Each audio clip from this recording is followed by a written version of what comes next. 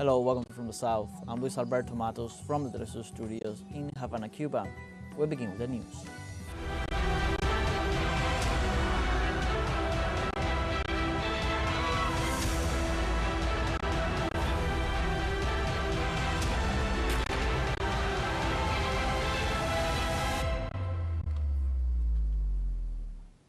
In Lebanon, the number of dead and wounded rose as a result of the recent Israeli escalation of operation against the Lebanese people. The Emergency Health Operations Center of the Lebanese Health Ministry said in a statement that in the last 24 hours, the number of dead rose to 26 and the wounded to 144, bringing the figure to 2,255 killed and another 10,524 wounded. The Zionist attacks have also provoked the forced displacements of thousands of Lebanese into Syrian territory, escaping the destruction and shortages caused by the continuous Israeli bombardments. It should be noted that the Tel Aviv army continues its aggression targeting mainly villages in southern Lebanon and the Bekaa Valley. Also in Lebanon, the health ministry reported at least 15 people killed in the latest Israeli shelling. Israeli forces carried out illegal raids and attacks against the south and inner Lebanon territory. Local media reported that the Zionist occupation ordered the Lebanese citizens to leave their homes and to move north of the Awali River. The conflict between Tel Aviv and Beirut worsened on October 1st after Israel launched a land invasion against southern Lebanon, which has caused at least 2,200 deaths and has left some 10,000 wounded. The Lebanese resistance neutralized several Israeli incursion attempts south of the border. Hezbollah forces launched missiles at a Zionist military brigade attempted to invade a village. The operation destroyed several explosive devices as well as an armored vehicle. The two sides exchanged fire, resulting in casualties among Israeli forces. The resistance has been carrying out actions against military targets for several weeks now. However, Tel Aviv forces do not control any of the strategic hills they have tried to take over.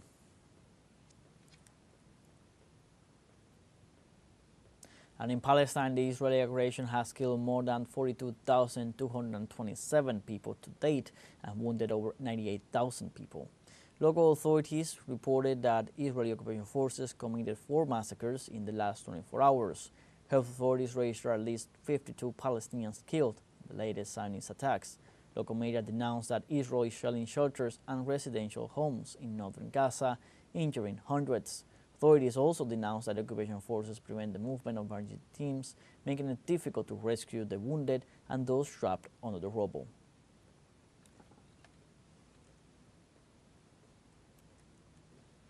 In Palestine, doctors at 3 northern Gaza hospitals say fuel and supplies are running low, while Israeli forces continue fighting refugee camps on other areas of the cities. Let's see more details.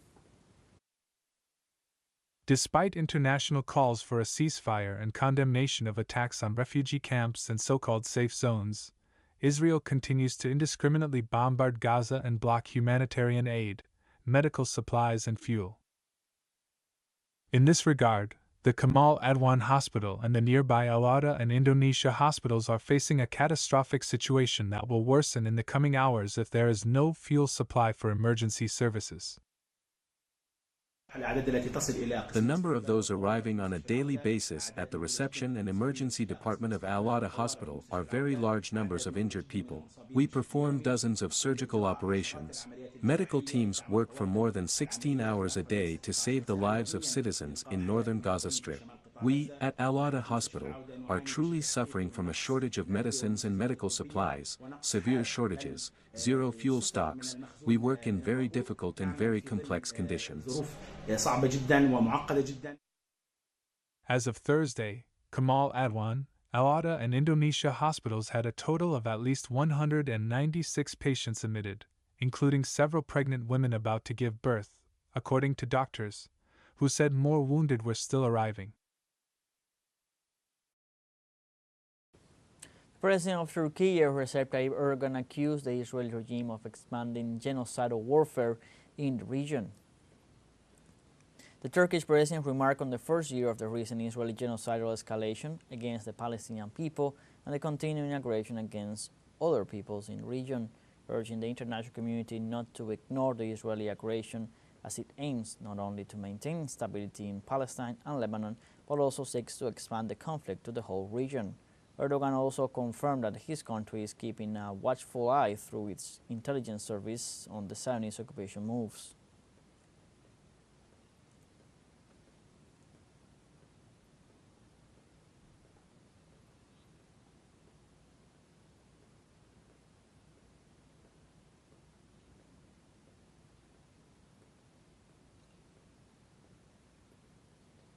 In France, President Emmanuel Macron reiterated his demand for an immediate ceasefire in Lebanon.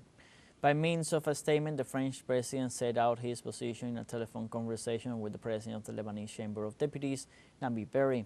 He condemned the civilian massacres orchestrated by the Israeli army in the Middle East and also expressed his great concern about the intensification of the Israeli bombardments and their consequences for the Lebanese population. It is important to remember that the French government, along with other countries of the European Union, were among the main allies of Israel in its genocide against the Palestinian people. Let's take a short break, but remember you can join us on TikTok at teleSUR English, where you'll find news in different formats, news updates, and much more.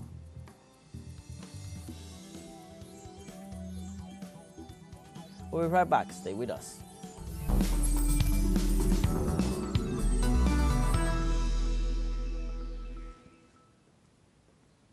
Welcome back. Haiti's Presidential Transitional Council rejects the brutal repatriations of its citizens from the Dominican Republic, claiming they violate international conventions. The acting Haitian executive ratifies that Santo Domingo is carrying out racist deportation operations, denouncing the violation of the clauses of the repatriation protocol signed between both nations in 1999, in addition to several international agreements. The Interministerial Commission created to deal with this contingency has identified severe irregularities in the process, such as the stripping of the identity documents of Haitian citizens and family separations, including minors.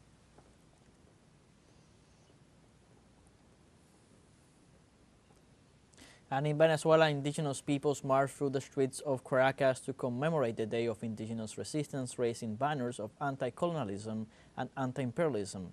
Let's see the details with Osvaldo Sayas. Nobody discovered us, we already existed. Claim the indigenous nations that inhabit Venezuelan territory on the Day of Indigenous Resistance, 532 years after the Spanish invasion of Abaya Ayala. Until now, we have still felt invasions against our peoples, and one more day, we demonstrate that we have resistance. We have resisted our indigenous peoples. No more invasions. No more genocide. We existed. We were not discovered. We, the indigenous peoples and communities, are voices of peace. Voices that from our ancestors we express that we were in our lands, in our spaces, and the Spaniards invaded us on a day like today.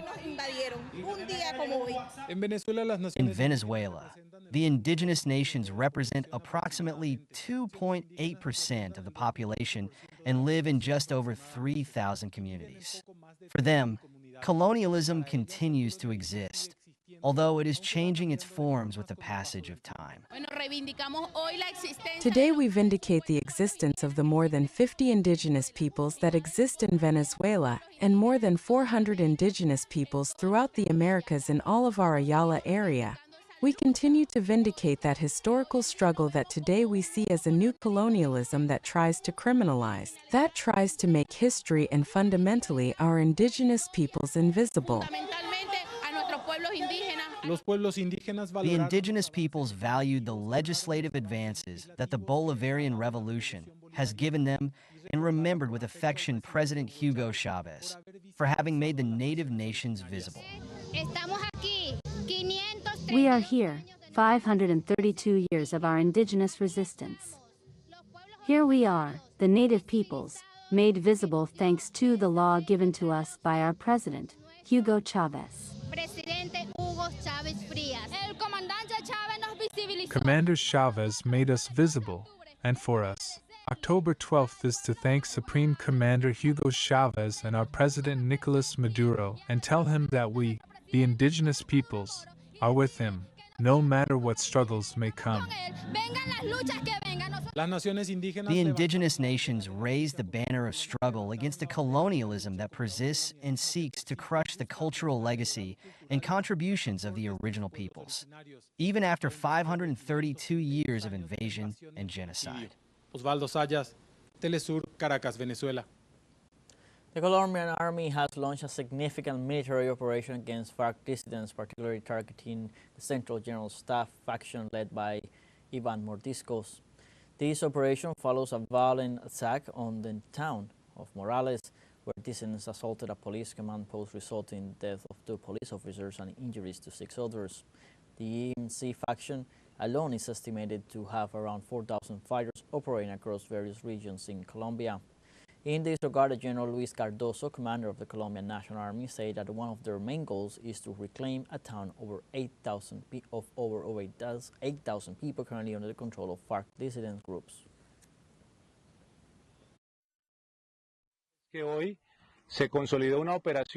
Today, an operation called Perseo, which had been planned for several months, was launched. This operation involved all military forces, the police, with support from our prosecutor's office, and brought together all available resources to reclaim a town of over 8,000 inhabitants that had been under the control of FARC dissident groups. This shows and demonstrates that there is no territory off limits to the public forces, and that criminal groups cannot impose their control and restrict the population's rights and freedoms.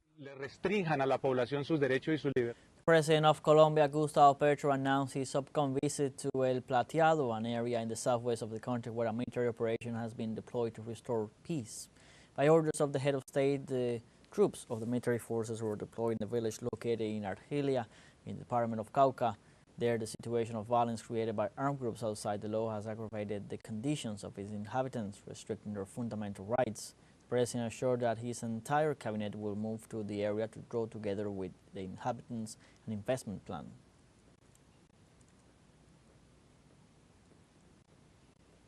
And the president of Honduras, Xiomara Castro, has called on everyone to follow the example of General Francisco Morazan while committing herself to guarantee free, fair, and transparent elections. During the promotion ceremony of the National Armed Forces, a day in which the country commemorates the birth of the national hero, the president ratified that free and transparent elections are assured. In her speech, inspired by the example and principles of Francisco Morazan, she called on everyone to be loyal to the homeland and listed a series of laws and agreements that have been reached during her administration and that protect and guarantee the sovereignty and wealth of the country. And in the United States, a second shooting in less than 12 hours took place in Oklahoma, in the southern part of the country, leaving 1 dead and 12 wounded. The incident was reported at 12:30 a.m. local time. According to Sergeant John Sakuta, one of the police officers who responded to the call, the aggression occurred after a strong argument between the attendees of a party. In the parking lot area, the weapons came out and the deadly result was produced. The police have not informed neither the age nor the sex of the wounded. The same source credits that there are detainees for the fact without offering for details, according to the file of the armed violence. This will be the 416th mass shooting so far in the year 2024. We have a second short break coming up, but before, we invite you to visit our YouTube channel at teleSUR English. There you'll be able to rewatch our interviews, top stories, special broadcastings, and more. Hit the subscribe button and activate the notification bell to stay up to date on the world's most recent events. Final short break, don't go away.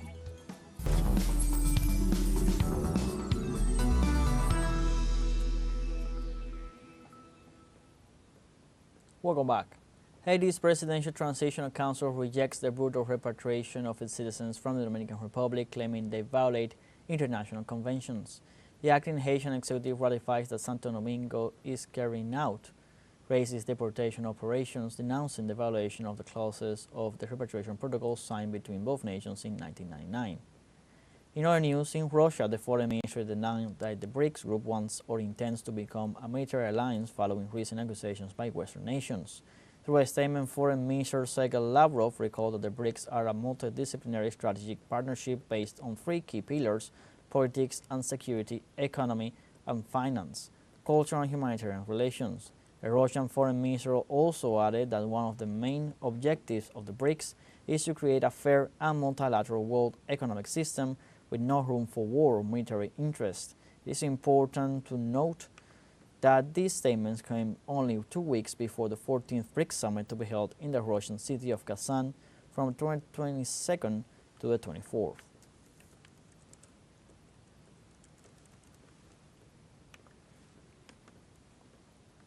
In Pakistan, at least 11 people were killed and 8 injured in an intertribal clash in Kuram district in the northwest of the region. A local official stated a shootout between rival tribes seems to have provoked clashes with women and children among the victims. He also detailed that vehicles attacked in different areas of the district provoked more victims, but the motives that started the conflict are still unknown. In this sense, he assured that efforts are being made to secure travel routes and restore normality in the area while the wounded were transferred to a hospital.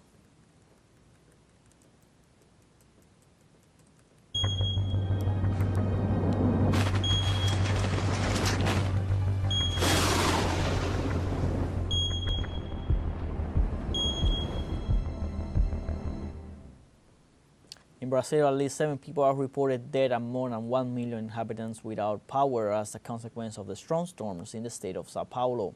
According to civil defense, the fatalities recorded were due to falling trees and collapsed infrastructure walls as a result of the strong winds. Also, local authorities detailed that wind gusts reached on Friday a record speed of 107.6 kilometers per hour in the south area of Sao Paulo. For its part, the power distribution company of Sao Paulo declared that it has managed to re-establish the supply to some 650,000 people out of the 1.4 million customers that were affected without power service due to the weather phenomenon.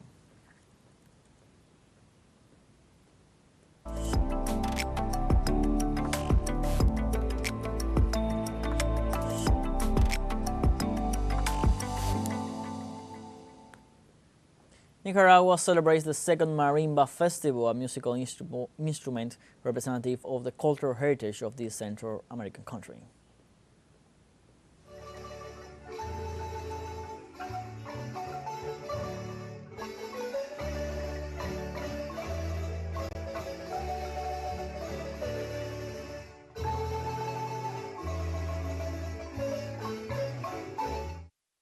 En la ciudad de Masaya, in the city of Masaya, known as the cradle of Nicaraguan folklore, the second Marimba 2024 festival was held, an event that highlights the marimba as a traditional instrument that is also considered an indigenous piano and cultural symbol of Nicaragua. Y símbolo cultural de Nicaragua.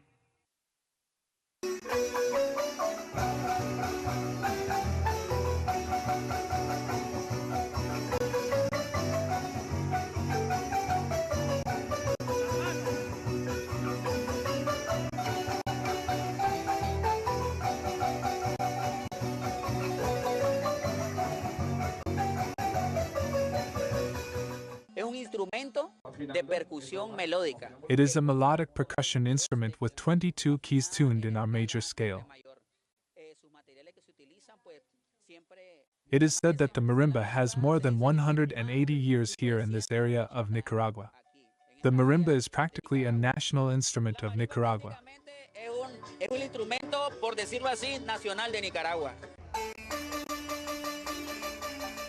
The art of playing the marimba is a talent that has been passed down from generation to generation, forming part of the Nicaraguan cultural legacy. This is a gift that God has already given me. I feel proud to walk with this marimba, which is a tradition that should not be lost. It is the pride of Nicaragua, at least in Masaya is where all the folklore was born.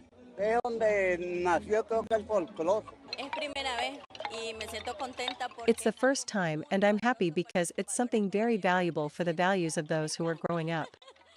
I love it. I am happy because we are planning to put it in a class that our government is giving to the children, so I know what kind of instrument he might like to play.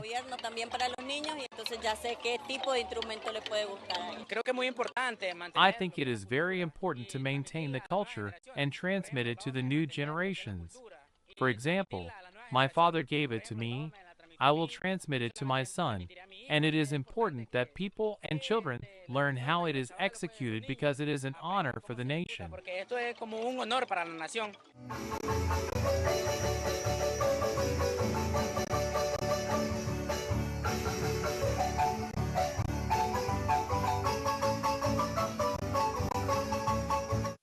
The government of Nicaragua promotes this type of activities with the purpose of preserving and promoting the cultural richness of the people, ensuring that these traditions live on and are strengthened in the new generations. This is where we highlight our cultural heritage with what our government promotes: the rescue and preservation of our culture, a fundamental tradition that also distinguishes us not only at the departmental level, but also at the international level.